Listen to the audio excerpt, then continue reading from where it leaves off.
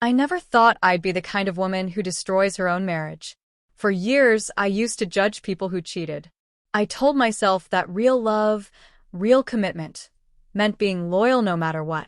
But now, 3 years later, when I look back, I realize how slowly, how quietly, the line between just a friend and something more disappeared.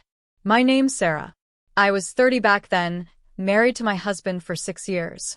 I'll call him Ryan here. He was a good man. He really was. But sometimes, being married to someone who's good doesn't always mean you're happy. Ryan was quiet, responsible, a little serious, the kind of man who followed routines and made sure everything in our life was stable.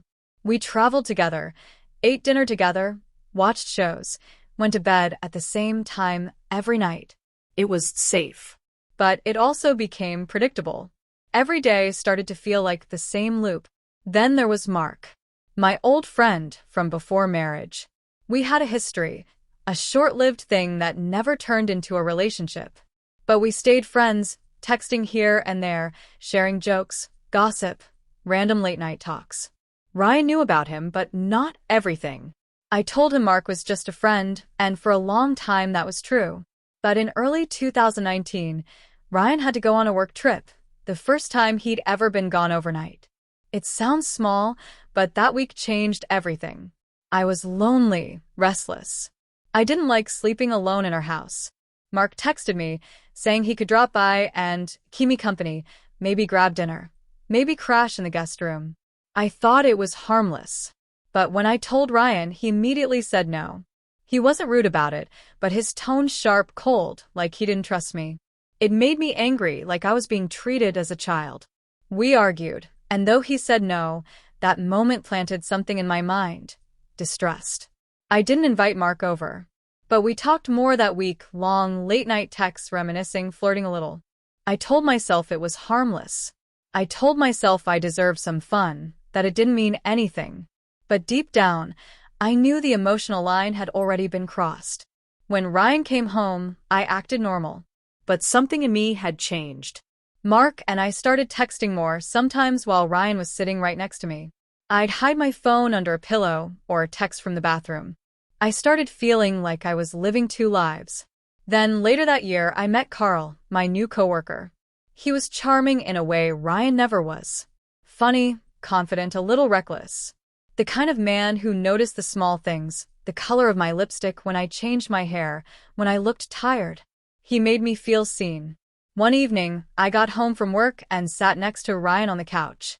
He was talking about finances or something about fixing the gutters. I was half listening, half texting Carl on my Apple Watch. He sent me a joke about our boss, and I laughed out loud. Ryan noticed. He asked, "Who are you texting?" I brushed it off, said it was a coworker. He didn't believe me. I could see it in his face. He didn't yell or accuse me, but the silence between us that night was heavier than any fight. After that, I started hiding more. I'd change clothes in the bathroom, so he wouldn't see the marks Carl left on me. I told myself what I was doing wasn't that bad, that maybe my marriage had already been over, that I was just too scared to say it. But guilt is strange. It doesn't scream, it whispers. Every time Ryan hugged me, every time he smiled at me, I felt it. That slow, twisting guilt in my stomach. And yet, I didn't stop. Carl made me feel alive in a way Ryan hadn't in years. One night, after I came back from what I told Ryan was a friend emergency, I sat in bed scrolling through messages between Mark and me. He'd been teasing me about Carl, making jokes about how I was living a double life. I laughed at the time. But reading those messages later, I realized how cruel we were. We mocked Ryan, the man who trusted me completely. The next morning, Ryan was quiet. Too quiet. He didn't look at me the same.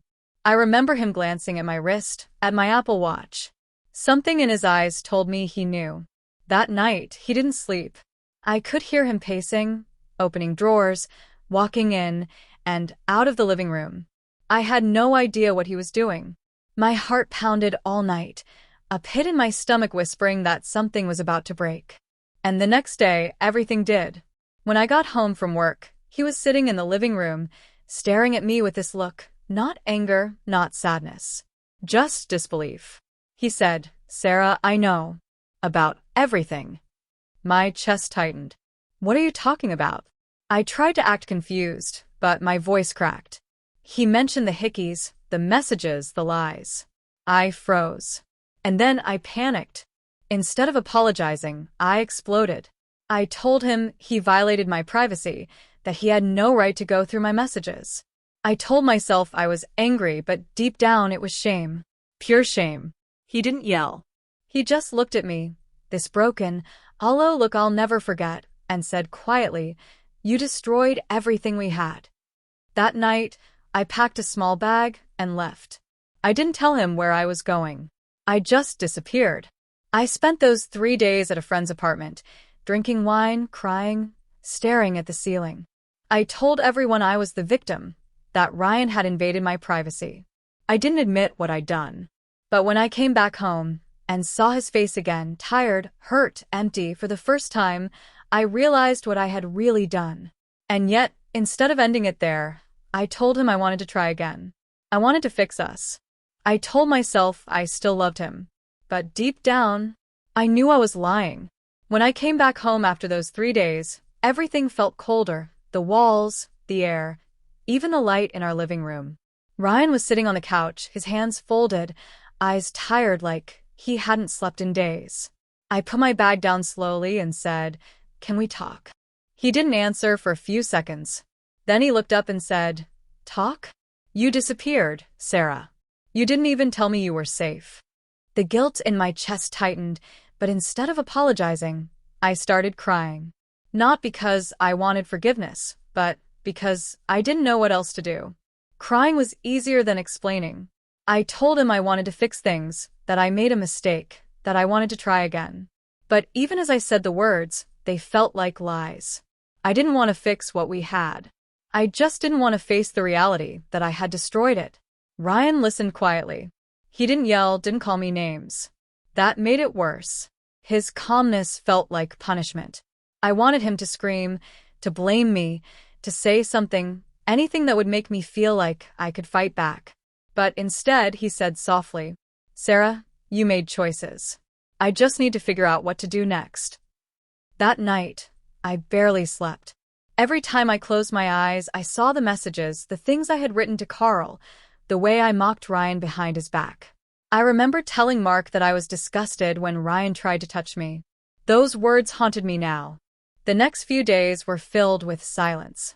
Ryan moved through the house like a ghost. He went to work, came home, ate dinner alone, went to bed without a word. The distance was unbearable. I wanted to reach out, but I knew I didn't deserve to. And yet, I couldn't stop myself. I started seeing Carl again. It sounds insane, I know. But when you've built your self-worth on attention, it's like an addiction. Carl made me feel wanted, desired, alive. Ryan made me feel guilty. So I ran back to the one person who made me forget what I had done. I thought I could hide it better this time. I thought I was smarter. But I wasn't. One evening, I left my Apple Watch charging in the bedroom while I rushed out to meet Carl. I told Ryan I was going grocery shopping. The entire time I was with Carl, I kept feeling this strange anxiety, like someone was watching. When I came home, Ryan was sitting on the bed, the watch in his hand. He didn't say a word. He didn't have to. I knew. He had seen the messages again. For the first time, I saw anger in his eyes. Not yelling, but something worse, disappointment mixed with disgust. He said, "You said you wanted to fix things. This is what that looks like." I tried to defend myself, saying I was confused, that I needed time. But he wasn't listening anymore. "I've already talked to a lawyer," he said. "I'm done." My heart dropped. I begged him not to file anything yet. I told him we should try couples counseling. Maybe it would help. I don't even know why I said it. Maybe because I wanted to feel like I had tried everything before the end. Or maybe because I couldn't stand to lose control of the story. He agreed. Not because he wanted to save the marriage, but because he wanted closure. The first session was a disaster. The therapist asked me to explain what happened, and when I used the word mistake, Ryan corrected me. Affair. Call it what it is. That word stung. I snapped back, saying he was being dramatic, that he didn't understand how emotionally distant he had become. But as the session went on, I realized something. Every excuse I gave sounded hollow. Every time I tried to justify what I did, I heard how empty it was. At one point, the therapist asked, "Sarah, what were you hoping to find with Carl that you didn't have with Ryan?" I couldn't answer, because the truth was I didn't even know. Maybe it was excitement, or attention, or maybe I just wanted to feel something again. After the third session, Ryan told me flatly, "This isn't working. You're not sorry. You're just scared of being alone." And he was right. We agreed I'd move out. He even helped me find an apartment. That kindness broke me more than any insult could have. Even after everything I had done, he was helping me leave. But then March 2020 happened. The world shut down. The apartment renovation stopped, and I had nowhere to go. So we stayed in the same house, the man I betrayed, and me, the woman who destroyed our life together. Those months were hell. The silence became unbearable. We tried to keep distance, separate rooms, separate meals, separate lives, but in the same house. I'd hear him on work calls, hear him laughing sometimes, and it would sting. I wanted him to hate me, but he didn't. He just detached. We barely spoke. Sometimes I'd cook dinner and leave it on the counter without saying a word. Sometimes he'd mow the lawn or fix something in the kitchen and avoid looking at me. At night, I'd lie awake listening to the sound of him moving around in the other room. The guilt would eat at me so badly that I'd start crying silently into the pillow. But I couldn't tell him. I didn't deserve his comfort. And yet, despite everything, a part of me still hoped that maybe one morning he'd say, "Let's start over." But that morning never came. Once the lockdown started easing, I packed my things slowly. Each drawer, each photo frame, felt like another goodbye. Ryan didn't help this time. He just watched from a distance as I carried boxes to my car. Before leaving, I stood in the doorway and said, "I'm sorry." He didn't reply. He just nodded once and went back inside. I drove away, crying so hard I could barely see the road. In the following weeks, I told my family the divorce was mutual. I said we just grew apart. I couldn't tell them the truth. I couldn't stand the look of disappointment they'd have. Ryan didn't tell them either. He could have ruined my image completely, but he didn't. That silence, that kindness, was its own kind of punishment. Months later, I found out Carl had moved on. He told me he never wanted something serious, that I was just fun while it lasted. That sentence shattered me more than anything Ryan had ever said. I lost everything. My marriage, my reputation, my sense of self. And the worst part, I had no one to blame but myself. Every time I pass by that old house, I think about the woman who used to live there, the one who had everything and threw it away for attention. But part of me still wonders if Ryan ever truly forgave me. When I left that house for the last time, I told myself it was a fresh start, that I could rebuild, that I could be happy again. But the truth? I didn't know how to live without the noise of my own guilt. The first few nights in my new apartment were unbearable. The silence was too loud. No sounds of Ryan making coffee in the kitchen, no TV humming in the background, no footsteps in the hallway. Just me and the weight of everything I'd ruined. I tried to distract myself. I redecorated the apartment, bought new curtains, painted the walls, rearranged furniture like that would somehow change the way I felt. But it didn't. No matter how much I tried to fill the space, it still felt empty. Carl barely called anymore. At first, I blamed it on the pandemic, saying he was busy or overwhelmed.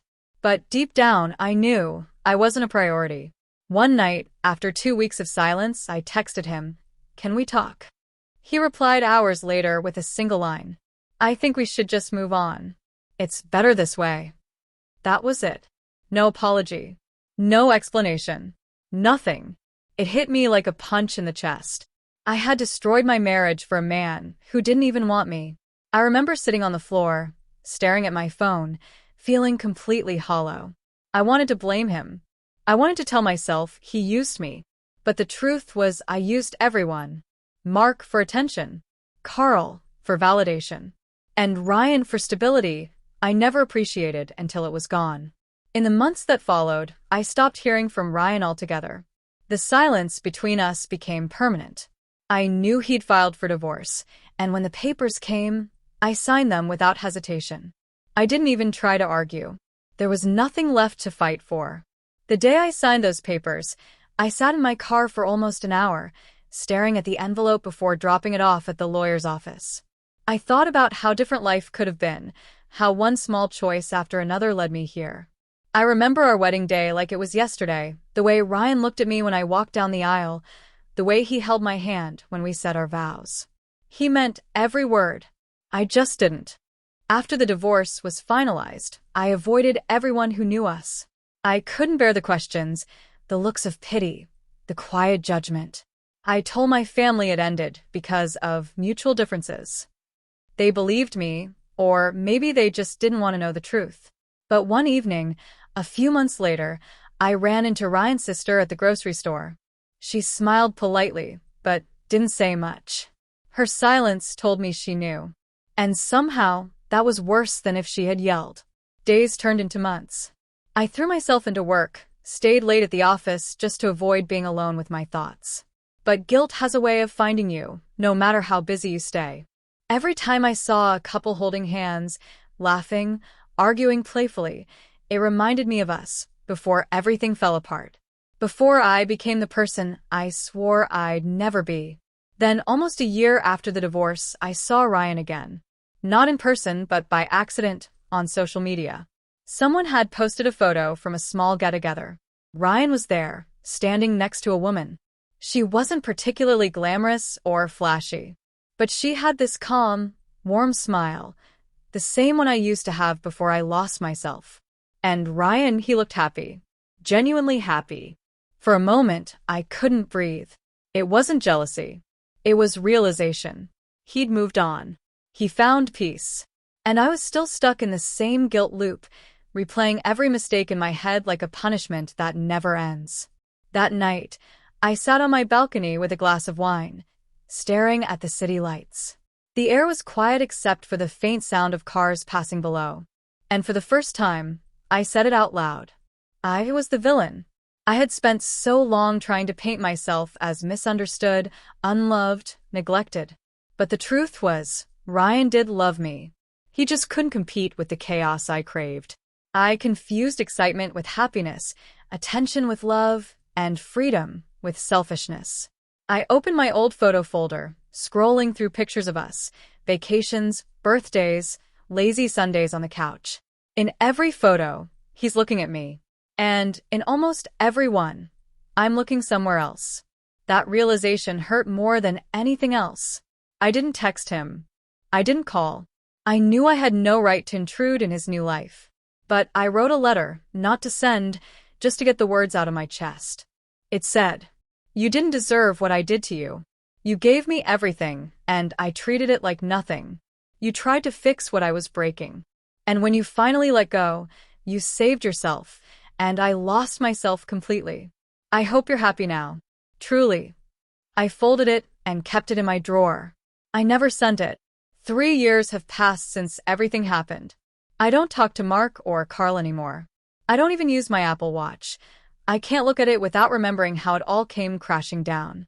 Sometimes I still wonder what would have happened if I had told the truth the first time. If I had chosen honesty instead of lies. If I had loved Ryan the way he deserved to be loved. But life doesn't give do-overs. It just gives you consequences. I see now that love isn't about passion or attention or excitement. It's about trust, respect, consistency, the quiet things I took for granted. Ryan moved on. He's happy. And me? I'm still learning to live with the person I became. Some nights, when I can't sleep, I whisper into the darkness. I'm sorry, even though I know he'll never hear it.